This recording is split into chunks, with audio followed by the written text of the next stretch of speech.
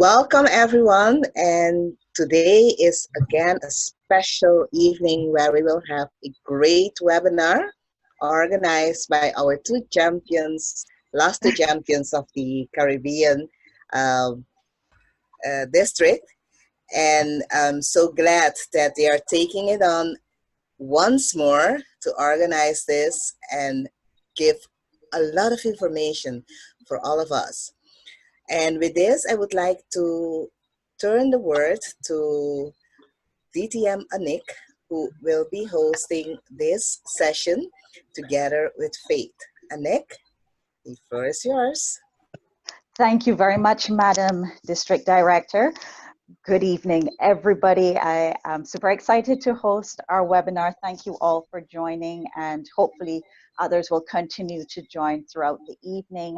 Just very quickly, we all know our rules of engagement. We tend to keep our microphones on mute unless we are speaking, in which case, please remember to unmute it because sometimes we forget that. But feel free throughout the session to put your comments, questions, feedback in the chat. We love to hear it. I would especially like to recognize our district director, Fabiola, who is a great supporter of these webinars. And I believe we have our PR manager, Toastmaster Mark Young, on. So welcome. We're happy to have some of the district leadership team here. And of course, our star of the evening is this year's champion, Regional 8 champion, Faith. So I'm going to go in and just do an introduction for Faith, and then we'll start chatting about her experience and some of the important lessons that we've found in common. There is a special surprise for us all in that I have on the line with us our 2013 district champion, and that is Anthony Allen in Barbados, and I will introduce him formally later so that he can share his experience as well. And it is a really funny story as to how Anthony and I connected with regards to this particular webinar. What I want to say is I am so pleased because we have representation so far based on the chat from Guyana, Barbados, Jamaica, Cayman, Trinidad. We have a Bajan in Turks and Caicos. We have Curacao and we have Antigua. I just love how technology has allowed us to have such a beautiful cross-section of Toastmasters all over the region. And please feel free, I know everybody, this is dinner time. I have my cup of tea here, which I'll be sipping every now and then. But, you know, we love to see your faces. So do put your video recording on, hopefully, you know, so that we can see you, particularly if you are engaging with us. We love to see the faces with the names. So that's basic introductions, kind of a basic welcome to everybody who is here. And now let's get into the heart of why we are here. I understand, Toastmaster Jackie. We're all in it. Some of us are in PJs, some of us are half dressed. But the reason we're here is because more and more as we compete, we are beginning to understand there's some vital components and elements to championship speeches and things that we in the Caribbean need to adopt a little bit more. I think we have that essence of it already. I just think we have not fully reached our potential. And the idea of these series is for us to help do that. And I want to say these series that we do are not just for people who are competing. Anybody who does speeches in their Toastmasters club and want to grow and develop in that skill, these webinars are important for you because they're takeaways that you will get. So having said that, let me introduce our star. She is a lecturer at the School of Education and Professional Studies in Jamaica. She is a Toastmaster with the Sagicor Toastmasters Club in Jamaica as well. She is a long distance runner. And of course, she made history because she wasn't just our district champion, but she was successful in winning and representing Region 8 at this World Championship semifinals in Denver this year. So Faith, welcome. We are so happy to have you. Thank you so much for having me. It's a pleasure.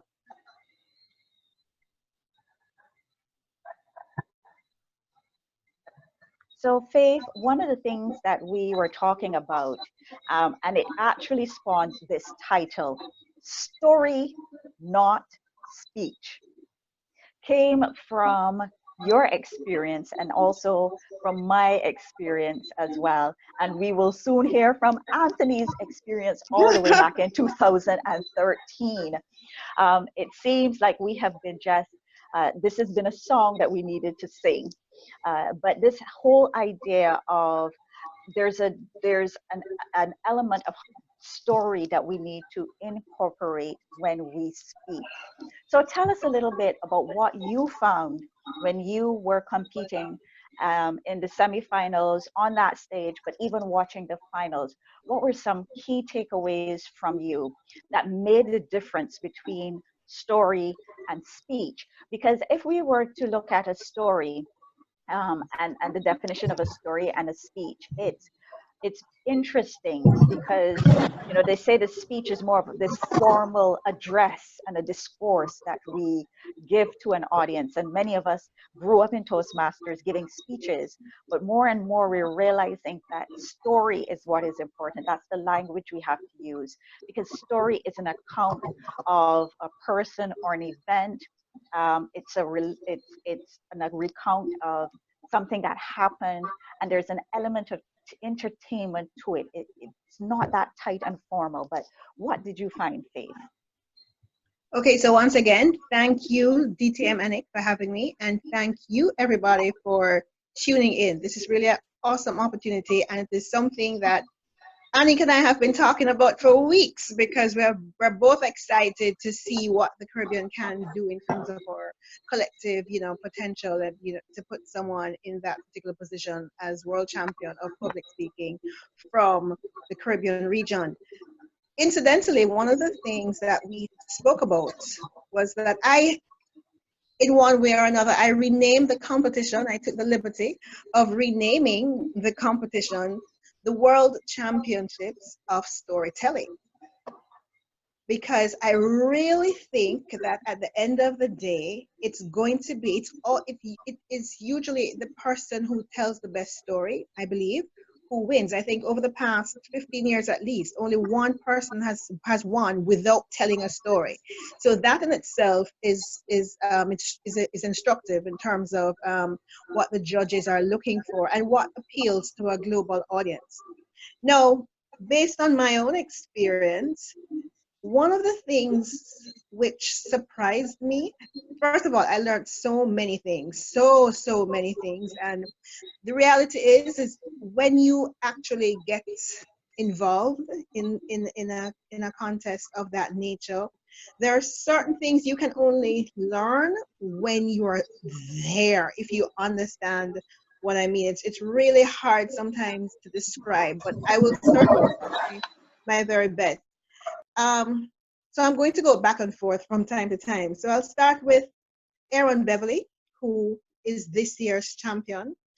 And one of the things that struck me about his speech was that his story lasted 6 minutes and I think 6 seconds. And I remember being in the audience and thinking to myself, when is he going to get to the point? When is he going? It was a fantastic story. It was very engaging, very delightful, and it really piqued your interest. But he went on for around 6 minutes and 6 seconds. And that was unusual for me, because being conscious of the time as a Toastmaster and, obviously as a contestant, I thought that he was going to run out of time, because I think as a Caribbean national and certainly as a Jamaican national, my speeches have always had an element of trying to ensure that the message gets across. And the way I did my own speeches in the past was I would actually compromise or condense the story so that I could spend more time focusing on point 1, point 2, point 3, because I'm trying to get the message across. So I was obviously naturally concerned when Aaron spoke.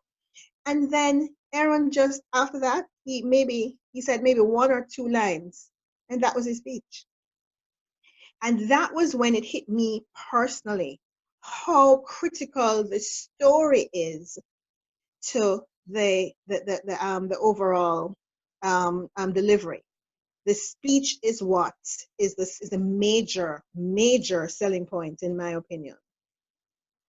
And Faith, that is a beautiful way to start. So a couple of things on that. I was making some notes. So one of the challenges that we've given the Toastmasters in the Cayman Islands is to get onto new and different platforms, get outside of their meeting environment and speak in front of different audiences. And we actually have a national storytelling festival here at the end of the year called Gimme Stories. And two Toastmasters, yeah, and two Toastmasters were brave enough to take their original stories and audition in front of the director for the National Cultural Foundation. And one of the things he said to one of the Toastmasters actually was this whole point of your story does not have to hammer home the point, which I loved what you said. So Aaron, he told 6 minutes, he told that story, and then the point was condensed towards the end. And he said that, you know, sometimes the beauty of storytelling is that if you weave it properly, people get your point throughout your speech. They understand it, they see it coming, they hear it. You don't have to tell them point one, point two, point three. And that terminology you just used, point one, point two, point three, that is exactly what our 2013 champion, Anthony, sent to me as his learnings coming out of that competition. He said, you know, Annie, in our Toastmasters, sometimes we get caught up in that structure. And so everybody just help me welcome Anthony. He's the 2013 principal of the Dighton Griffith School in Barbados. He joined Toastmasters in 2010 and he represented us in Cincinnati. And Anthony, if you could maybe you just share to Faith's point, and then we go back to Faith in her story, this matter of your experience and this point one, point two, point three. All right, thanks, Annie. Good night, everyone. Good night. Hi, first of all, let me say it's a joy to be here. I linked with Annick over the weekend when I saw the flyer, and it carried me back 6 years to something I learned in my own Toastmaster journey about the notion, as Faith said, of not just giving a speech, but telling a story. How I would try to wrap it up there. The main purpose for me as a speaker is to communicate and to share a message with other persons. And everything that we do, that is essentially what we're trying to do. I love the way how Faith put it when Anderson spoke for 6 minutes and you got the message in the last 30 to 40 seconds. I look at it like a Christmas gift. I have some young kids and that message is the gift. But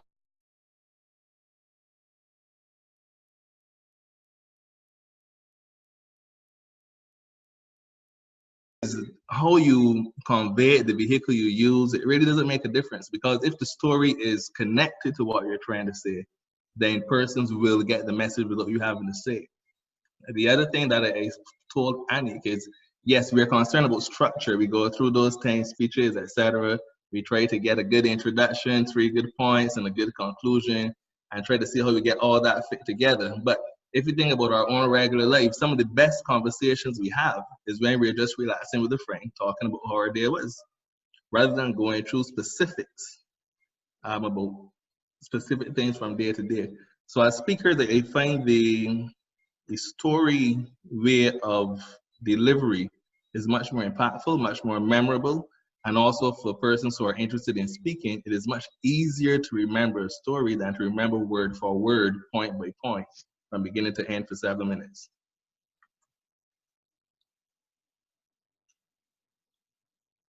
For sure.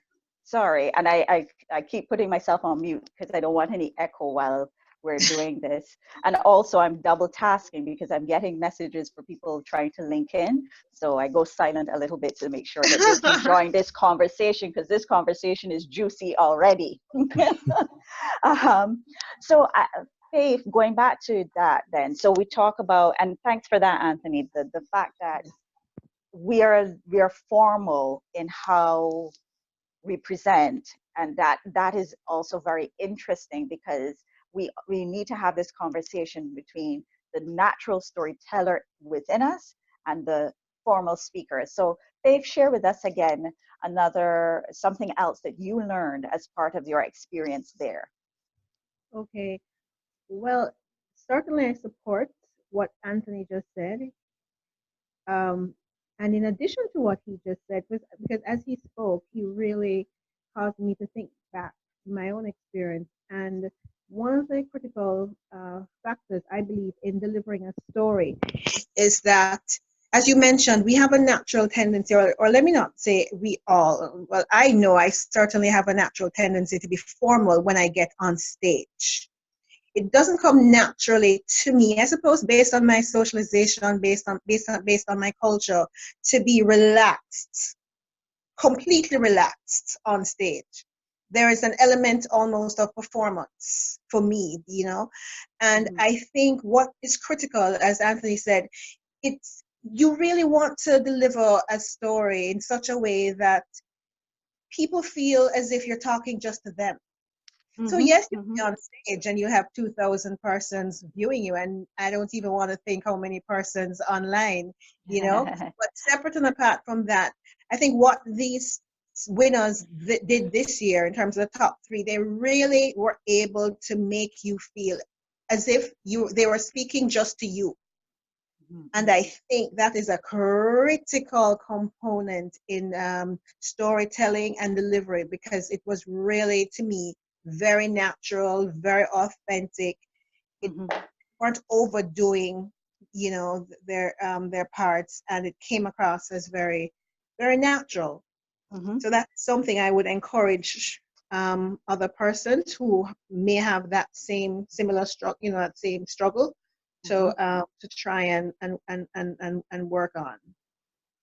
Well, thanks for that. And actually, you know, and Anthony's agreeing in the chat, we are very good in amongst each other telling a story. Listen, boy, you remember yesterday, this is what happened, and I had this issue, and da da da. And it's very entertaining, etc. We get the point. Then we feel like when we get on stage that has to be very formal, perhaps a little too formal. We become a little more exaggerated as opposed to being animated. And maybe is it that we don't think that in telling a story that we can be professional? And also, that to your point, all of those speakers, I know, for example, when I listened to Louisa, I felt like, and I was watching her on video, I felt like she was telling me the story right there in front of me. I had a connection even on video. So this whole idea of we're speaking to an audience, maybe we need to reframe that audience to more and speaking to a group of friends, or something that allows us to pull the inner storyteller out, and not be so stiff. Is that a good word to use? What do you all think? Stiff, is that a good word? Yep. Rigid. Yeah. Yes. But perhaps as well, I mean, and you know, everybody's free to weigh in, but perhaps it also has a great deal to do with the fact that we are really relaxed. And I know, for example, here in Jamaica, by relaxing, it means that we're employing several colloquialisms to describe that particular story, right? So we definitely utilize the vernacular a lot when we're telling stories. And the truth is, you can't take that to a global platform. So true. So because we are perhaps more versed in our local, in our various dialects, when the time comes to transition, we become formal because we're not necessarily versed in a global, in speaking globally and communicating globally. So perhaps that's where that's where the formality comes from. It's almost like we need to put on so everybody understands what we're saying. So that could also contribute to why we're so formal on stage, because we're trying to mask or cultural experiences or heritage, you know. And that is fascinating. And for everybody, we had some slides we were going to show. I will share with the district leadership the actual formal slide presentation. so that you are able to maybe see these points again, because I think they are great for reinforcing. But this idea of how we speak and the jargon we use, the terms that we use, I think for all of us who had some element of coaching, and you know what, I have to give lots of love to the world champion, Mark Brown. We all know he has Jamaican connections, but Mark helped, Mark worked with you a little bit, Faith, he worked with me, and I was talking to Anthony as far back as 2013, Mark was there, but that was something that Mark was highlighting. Even for my experience, there are one or two terms, Mark goes, remember, you are having such a diverse audience that Yeah. you need to make sure everything is clear. But that does not mean that we become so formal in our speech. Language is simple and beautiful and descriptive. Correct. When you are telling a story, you are descriptive. So again, that's why Louisa's speech drew me in. Louisa was saying things like she was taking photos of these guys in the bullfighter round, and simple things like click, click, you know, beautiful, poignant, on point. And I could picture that with her. So maybe we are over analyzing this. And Anthony, you, to that point, was there something in your 2012 experience that you'd like to share? Yeah, just quickly, because it captures essentially what you're saying. Back in 2012, everyone, they entered the local leg of the contest, and they had what they thought was a wonderful speech. Perfect points, perfect references, good research, good introduction, everything, and they delivered it in the way that we were taught how to. And they placed the second. And it caused me to search a little bit to figure out, you know, what did they do wrong, as they told Annick over the weekend. And there was a friend of mine in the audience that said, you know, your speech was awesome, but you didn't smile. And it was awesome, but, you know, you didn't reach out to us. And it hit me like a brick. I spent so much time perfecting a speech and Yes. perfecting what someone just said, a performance, that I completely lost the whole reason for being on stage in the first place, which was to deliver a message, connect with my audience, and fulfill what they call the purpose of Toastmasters. And since then, for me, it has always been about what can I share with my audiences wherever they are, what can I leave with them, and how best I can deliver it. And storytelling, as we're saying here tonight, is one of the best ways to be able to deliver it. So we move away a little bit from all the technical aspects of the speech and focus more on our reason for speaking in the first place, connecting with persons, sharing that message, leaving something with them, and forming that connection that they will take home long after the speech is finished. That is so powerful. The fact that something as basic as to smile in your speech, Yep. Anthony, you know, the fact that we become so formal that we forget that the animation lives in our body and our face and what we're saying, and it's matched with the description of our words. Faith, you know, for you, of course, your speech had a particular point that you were making, and you were deliberate in your gestures, etc. And what did you find for your experience in terms of competing? It's interesting that Anthony just mentioned about, you know, being so focused, because I certainly have that tendency as well. I focus so much on the structure of the speech, making sure that the references were, you know, included, and I paid attention to a particular structure, only to realize that with for example, these winners, the first, second, and third place winners, not one did they, at what, I can't recall at any point where there were any references, where any of them used a reference. The references came from everyday life. For all of them, there are no statistics, no, there's no evidence of any research, but the research came from everyday life. And again, I think it just comes back to the fact that they were just so comfortable on stage. So as a result, it showed. And I don't want us to discount the experience, because one of the things that I found very fascinating was the fact that even though well, the Americans tend, as you know, to dominate the championships over the years, for sure. There's no question about that. But I found it fascinating that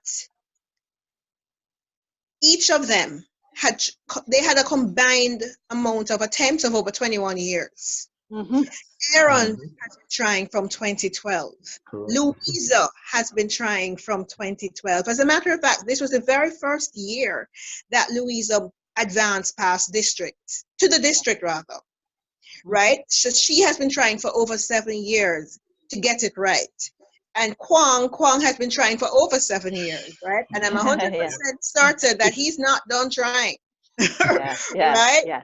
So I say that to say that even though I believe that, for example, the Americans tend to be a little bit more comfortable on stage, tend to be a little bit more conversational than we are this side of the world. It still took them 7 years to get where they've gotten. Mm-hmm. So, absolutely. So I just want to say that to say, and they a lot of them, they had coaching, professional coaching. I know we're going to talk about that later on, but they had coaching, and it took hard work. It didn't just happen overnight, even for them. Yes. So for those people who've joined us, please put in your chat where you're coming from. But for everybody, please share your comments, questions, and feedback in the chat if you are comfortable to do so. And Madam Didi, yes. I just have a question. The other day I was listening again to the speech of Louisa, and one of the things that she mentioned, and I said, wow, and they always tell us to make our phrases, our references, so everybody can pick it up. But there was one mention of her about this series that takes place, JR.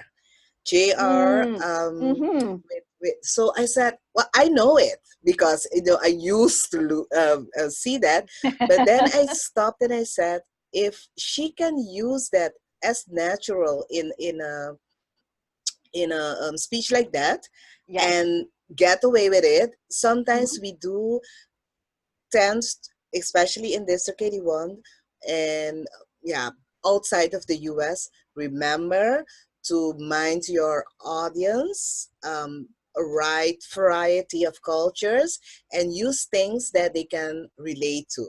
But still, here she does it, and it's accepted. I mean, how do you feel about that? Oh, well, that's for me. Oh, go ahead, Faith. You go, Faith, first, and then I'll weigh in.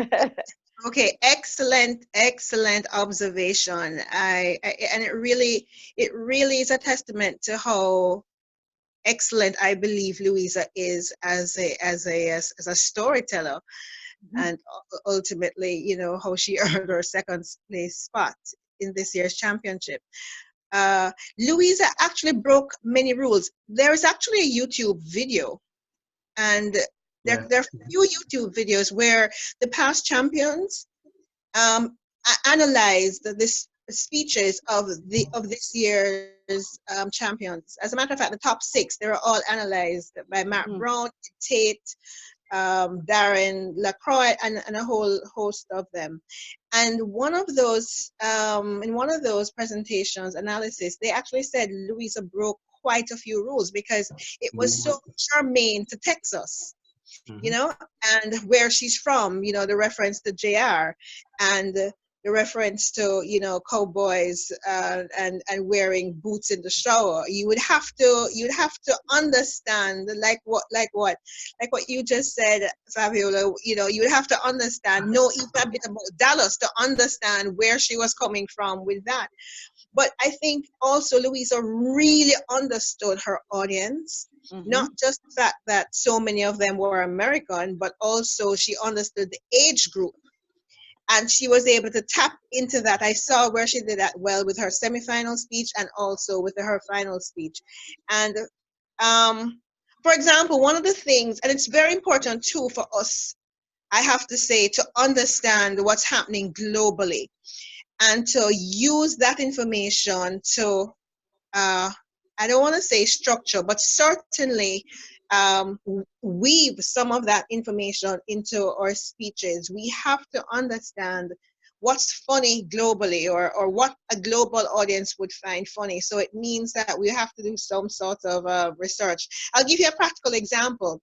When I was there on the Saturday in the audience watching the contest, the final contest, and there's a particular, and for those of you who know Louisa's speech quite well, she said, 2 Mexicans walk out of a bar. Yes, Yeah. yes. For those of you who weren't there, I'm not quite sure how successfully the video would have, carried through in terms of the audience reaction.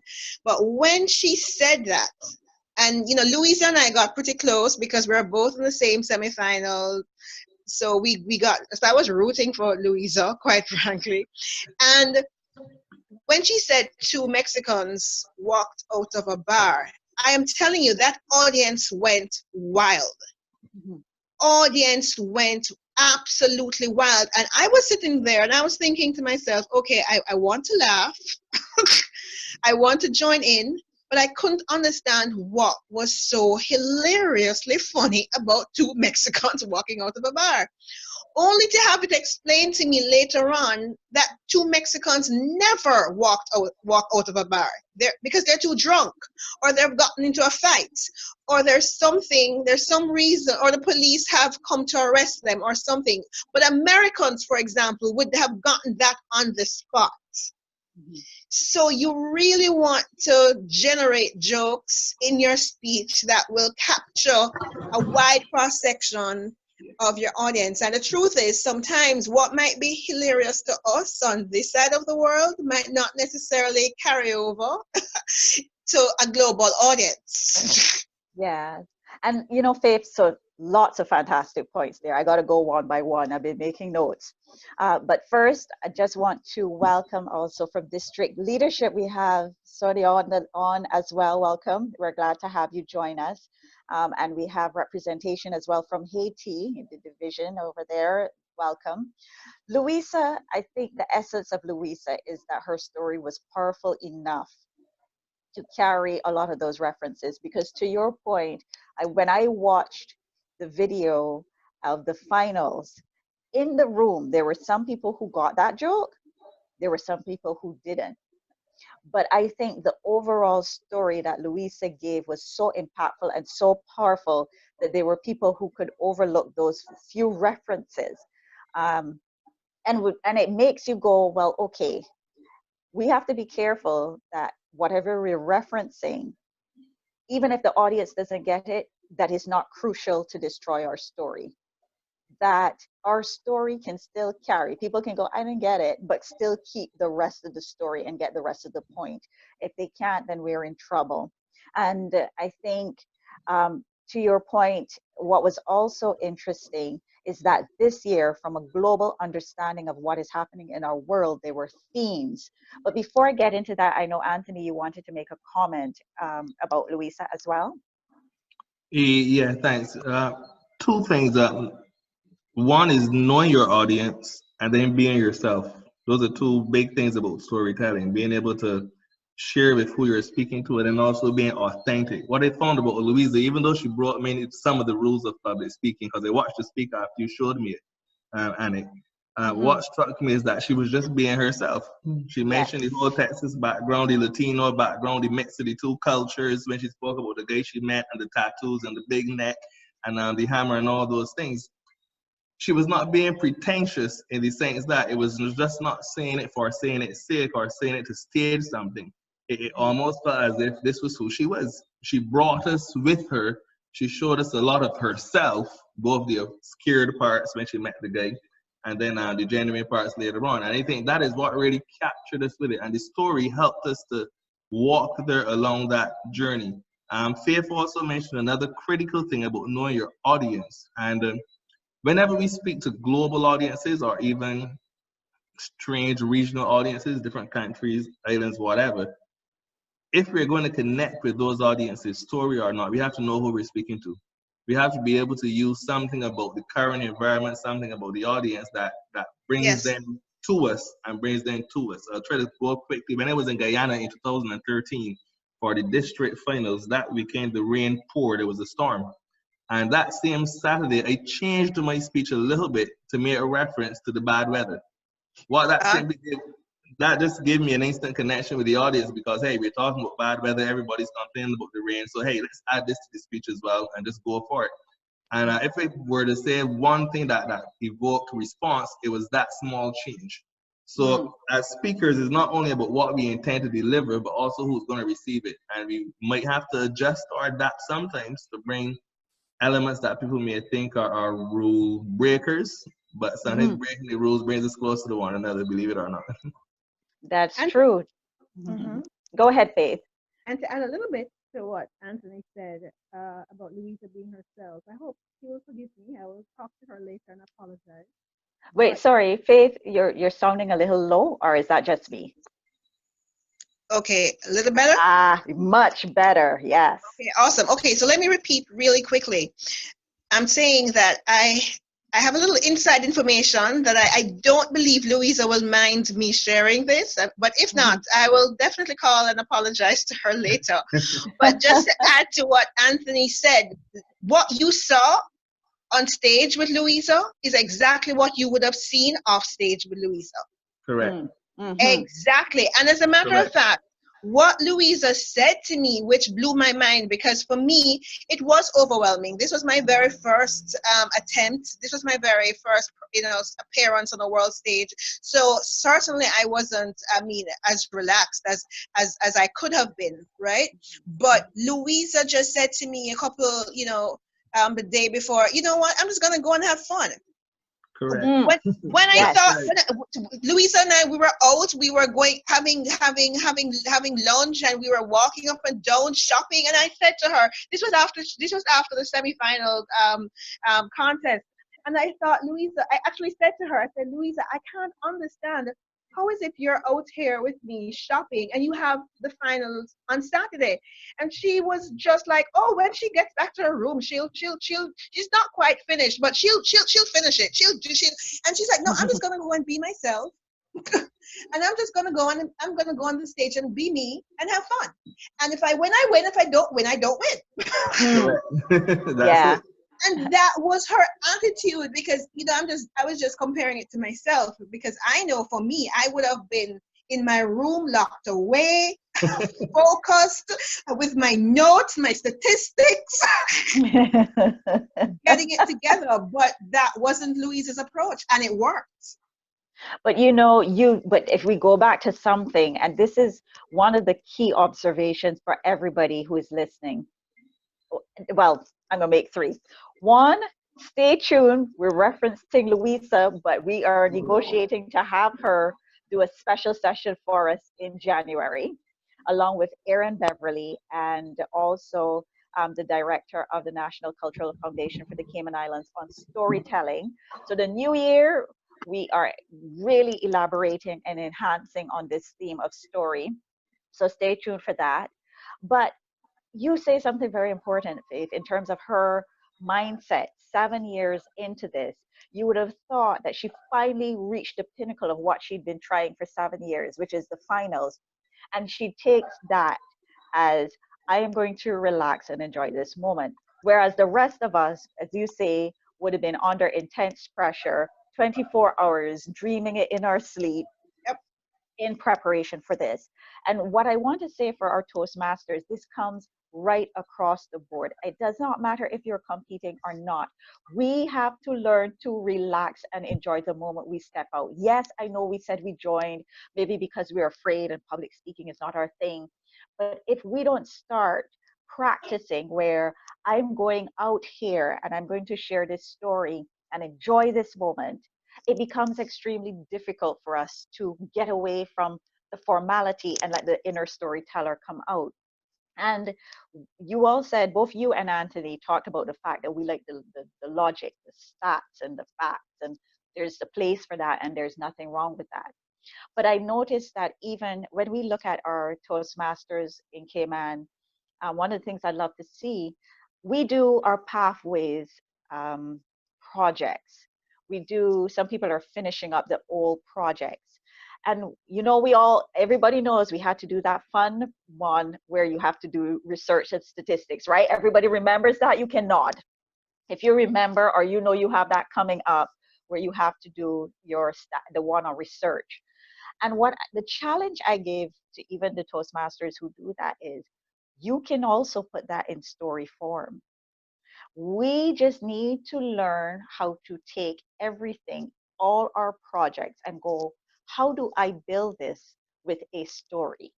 So yes, I'm giving facts and figures, but it's built around a story. Yes, I'm doing this particular project in Pathways or my own manuals, but I'm building a story around it. If we don't practice it and see it as part of our lifestyle as Toastmasters, then it becomes even harder when we decide to take the step of contesting. So I want to put that out there for everybody across the region, no matter where you're from. Challenge yourself, no matter what your project. How can I incorporate the element of story so it's not so much speech? Faith, Madam Didi. I love these conversations. They are so mind-blowing. Two things about storytelling. I visited one online club, and their core is storytelling.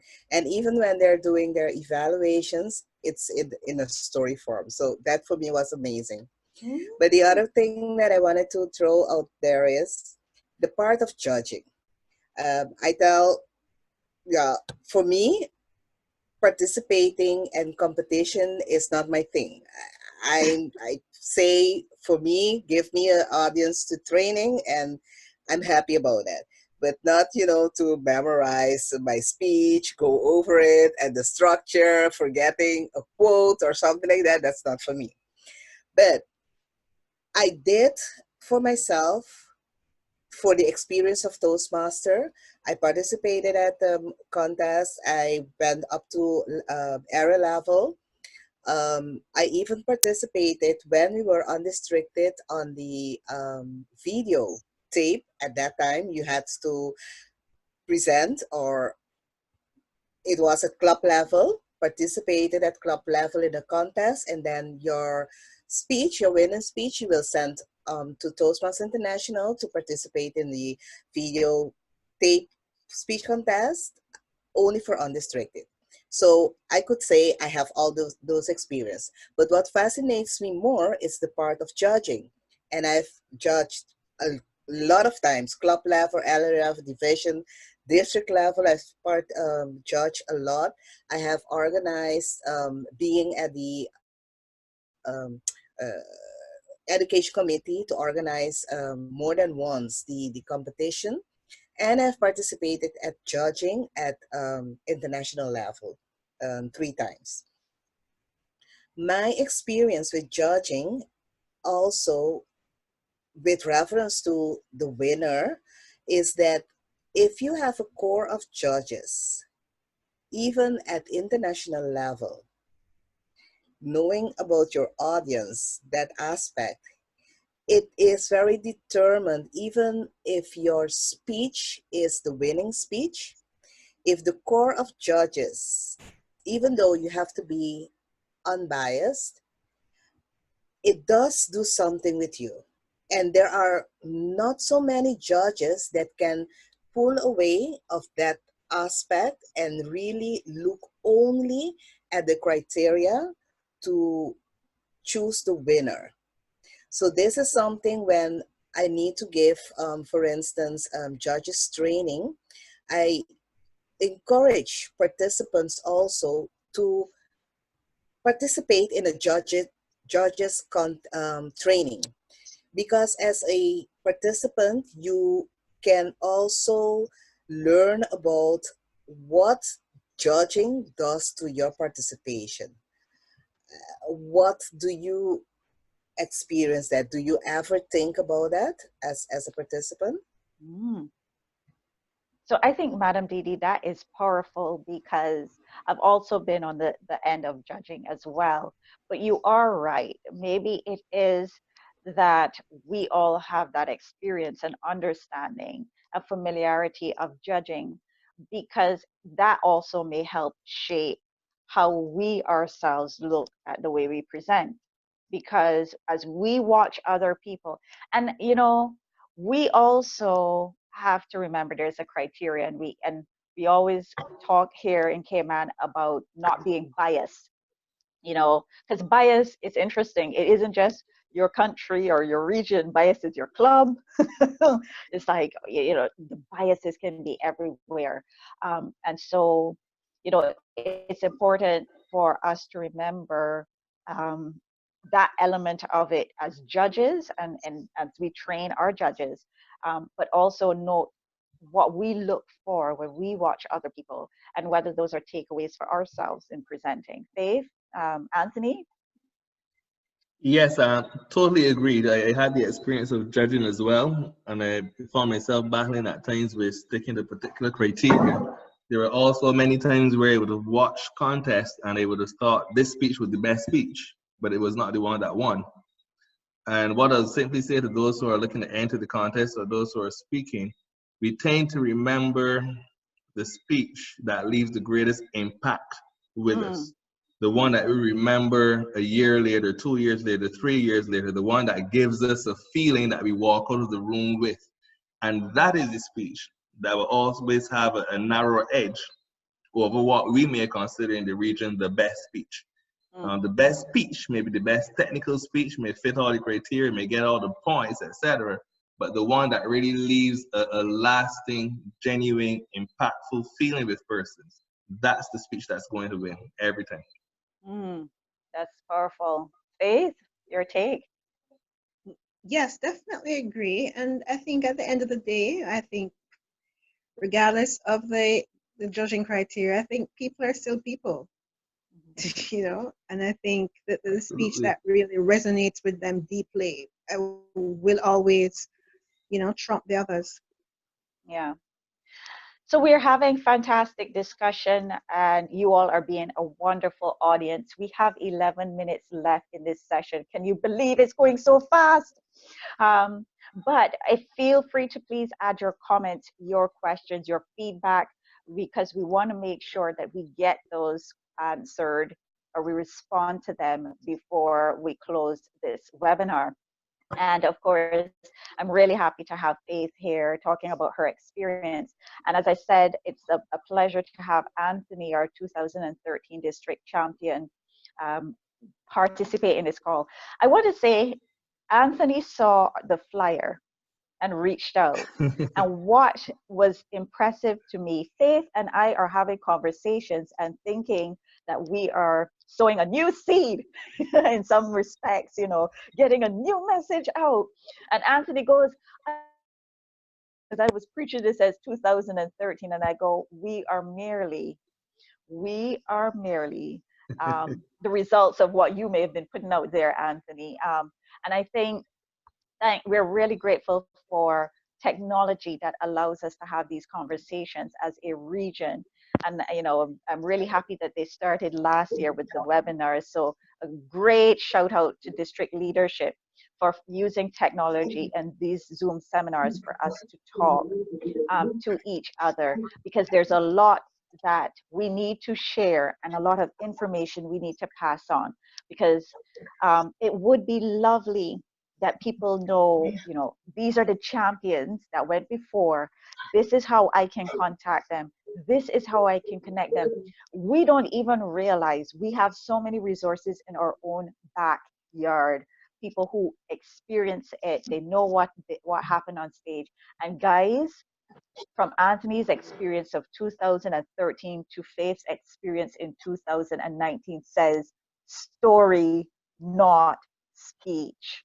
It's coming back again. It's not a new theme, it's repeating. Faith, talking about themes, one of the things we referenced was the fact that these 3 top speeches in the World Champion seem to have been connected with a theme, and a global theme that everybody could understand. For sure, they capitalized on the global theme of inclusion and diversity. They all did, and I think it was timely and it worked. And it goes back to your point about understanding our global audience too. What is timely and the references that we make even in relation to our story. And there was something else we had a very good discussion on that's, I want to say, slightly controversial. Well, but this matter of, you know, we want to make a point and we want to give a moral. Are we too preachy? Or are we giving a sermon? Tell me what your thoughts, because you and I had a really good conversation about this. Are we preaching? Really, really, as opposed to telling a story? Anthony wants to go first. I thought it was ladies first. You can make an exception tonight. Yeah, I look at it when I think in giving that speech, preaching is the word I think of as like lecturing. And one of the things that we are taught not to do as we move into more global audiences is not to lecture about what we think the audience should do or should know. It's more about sharing that conversation. Would we prefer to listen to someone telling us a whole set of facts and figures, or would we prefer to sit down somewhere and have a conversation with someone else? A good speech really feels like a conversation for almost everyone in the audience. And that's essentially it. It doesn't feel burdensome. It doesn't feel as if you're being bombarded. It feels as if I'm really enjoying what this person is saying. And as a speaker, that should be your aim all the time. Ensure that those who are listening to us take away something, enjoy what we've said, or we've built some type of connection or bond or relationship through the words and sentences that we choose to use. Okay, That's true. good. Yes, but for me, to reference a conversation that we had, Annick, yes, I definitely think we have a natural tendency to be preachy. And as Anthony said, we like to lecture. And I think it has a lot to do with how we were raised. That's how our parents raised us. You know what I mean? They kind of were very dominant in terms and robust in terms of how they wanted us to behave and how they wanted us to think. And if you think about how, for example, say an American child is raised with a lot more freedom and flexibility. So when that child now becomes an adult, he or she reproduces the very same way things that they were, the very same ways in which they were socialized. So what I found in my own experience is that Aaron's speech, Louisa's speech, Kwang's speech, there is no element of preachiness. What they did, they gave you information through their stories, and they allowed the audience know to formulate or to take away what they chose to take away from that story and from that message. Nothing was ever, I mean, apart from maybe a line or two, which they would have said at the end. And even so, it was done so naturally that you would almost miss it if you were not careful, but it was definitely not preachy. But I think the preachiness definitely comes from our socialization, for sure. That's, you know, in my humble opinion. Yes. So we need to relax that. I think we really need to relax a bit. You know? That's the key word, Faith. We need to relax. We're a little too tense on that stage. We tend to, because even my speech, I looking back, I can tell you some of the mistakes I made, and I was definitely hammering some points home. You know, because I thought, oh, I need to get the message across. They need to understand. But no, that audience does not appreciate that type of approach. They want, you know, just share almost a matter of factly, if you know what I mean. Just take something, everyday experience. That's something we didn't get a chance to touch on, but actually nothing too profound. Something from everyday life. So, Aaron, you go to a wedding, somebody asks you to hold a shoe. Speak about it too. Because in my experience, I'm thinking, whoa, I was clearly overthinking this, because perhaps I said to somebody here in Jamaica or maybe the Caribbean that, you know what, I went to a wedding and I want to talk about the shoe, and that's going to be my final speech for the international contest. I'm almost certain that people would have said, "Are You're mad.